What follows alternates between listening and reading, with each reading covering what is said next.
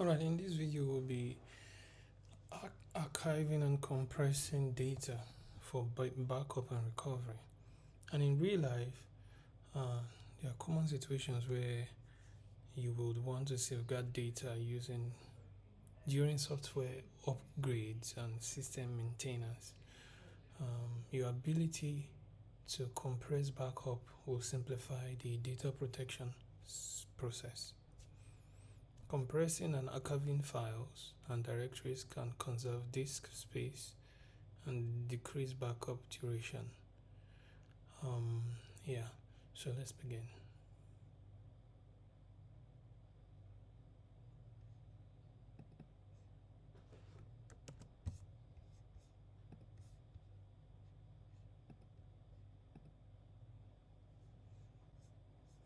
Alright, our EC2 instance is now running. Let's connect.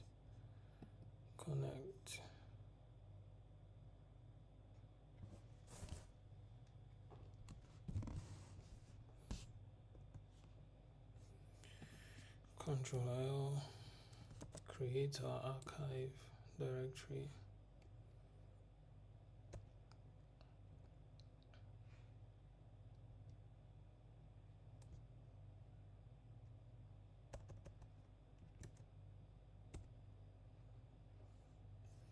And the next is to cd into it.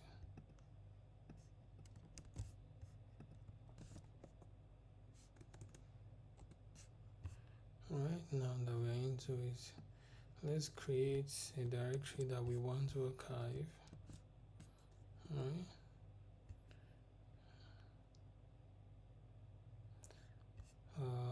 Then what's the next thing? Now the next thing is to add some file or add a file to the created. So this is what we will archive. It's been created. So when we do ls, we have that. And when we do ls of my app, we see sample text. Alright. Then we can do cat my app, the sample text. So we have sample data inside of it. Now it's time to archive the my app directory we created, and that's the command to archive it, tar czvf. Then the name of the backup, the archived file, you name it, and then you put the name of the file you want to archive. Now that is done, you can then check the content in your archived file by using the tar tf command. And these are the contents. Alright. Remember, these are also the content of the file originally. Alright.